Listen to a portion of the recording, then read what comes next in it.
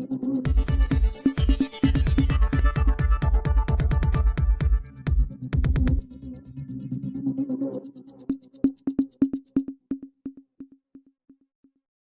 સ્વરૂપજી ઠાકોર ઉત્તરાયણ પર્વ મનાવવા બાબર પહોંચ્યા। પોતાના મત વિસ્તાર એવા બાબરના લોકો અને પાર્ટીના કાર્યકર્તાઓ સાથે પતંગ ચગાવી ઉત્તરાયણ પર્વની ઉજવણી કરી। પતંગની ઊંચાઈની જેમ આપણા વિસ્તારના વિકાસમાં પણ આપણે સહભાગી બનીને હર ઘર સ્વદેશી વસ્તુઓ અપનાવીને આપણી પરંપરાને અંકબદ્ધ રાખીએ। મંત્રી સ્વરૂપજી ઠાકોર સાથે પાર્ટીના કાર્યકર્તાઓએ પતંગ ચગાવવાના સાથે રાસ ગરબાની પણ રમઝટ બોલાવી હતી। દિવસે પતંગ ચગાવ્યો છે અને કેટલીક પતંગો પણ તમે કાપી છે, તો શું કહેશો? ખરેખર આજના દિવસે ઉત્તરાયણના દિવસે તમામ દેશવાસીઓને હું શુભકામનાઓ પાઠવું છું કે આજના દિવસે જ્યારે ઉત્તરાયણનો દિવસ છે, ઉત્તરાયણનો પર્વ છે, આ દિવસે આપણે સૌ પતંગ ચગાવી અને એક આપણા પર્વની ઉજવણી કરતા હોઈએ છીએ। એ જ રીતે આપણા પતંગને ચગાવી અને પતંગની દોરીની ઢીલ મૂકીએ, એ રીતે તમામ લોકોને હું કહું છું કે આપણે જીવનની અંદર ઢીલ મૂકી અને જે રીતે ઢીલ મૂકી અને પતંગ ઊંચો ચગે છે, એ જ રીતે આપણે સૌ પણ ઊંચા ચગીએ। એ જ રીતે સૌને શુભકામનાઓ પાઠવું છું કે આવો સૌ આપણે આ ઉત્તરાયણના દિવસે સૌ સાથે મળી અને ઉજવણી કરીએ।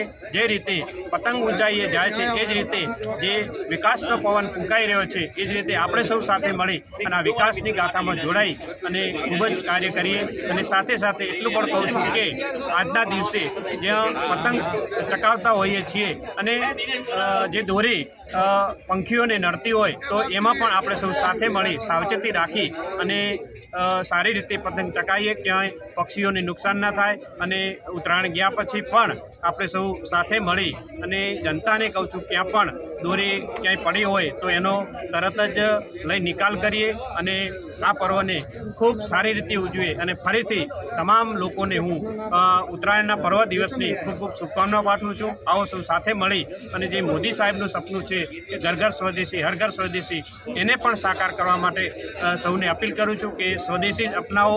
સાથે સાથે આપણે સૌ આ રાષ્ટ્ર પર્વને ખૂબ સારી રીતે, જે રીતે બાબર તાલુકો અને બાબર શહેરના જે ભારતીય જનતા પાર્ટીના કાર્યકર્તાઓ છે, સૌ સાથે મળી હલ્લો ઉલ્લાસથી આજે ઉત્તરાયણનો પર્વ મનાવી રહ્યા છે અને ખૂબ જ પતંગ ચગાવી અને ખૂબ જ પેચ લગાવી અને પેચ લગાવ્યા પછી જે રીતે મજા આવે છે પતંગ કાપવાની, એ જ રીતે આપણે સૌ જે પતંગ કાપી અને જે રીતે મજા લઈએ છીએ, એ જ રીતે જીવનમાં પણ અહીં કંઈક શીખી અને આની મજા લઈએ।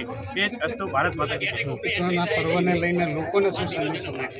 આ ઉત્તરાયણના પર્વને લઈ લોકોને એટલું જ કહેવા માગું છું કે આજે તો આપણે સૌ સાથે મળી પતંગની મજા લઈ રહ્યા છીએ, પણ ક્યાંક પક્ષીઓ પણ અહીં અવર જવર કરતા હોય તો પક્ષીઓનો બચાવ થાય એ રીતે આપણે પતંગ ચગાવીશું। અને ઉત્તરાયણ પત્યા પછી જ્યાં જ્યાં પણ દોરી પડી હોય એનો પણ આપણે સૌ સાથે મળી અને એનો પણ નિકાલ કરીશું, કારણ કે એ કોઈને નડતરરૂપ ના થાય।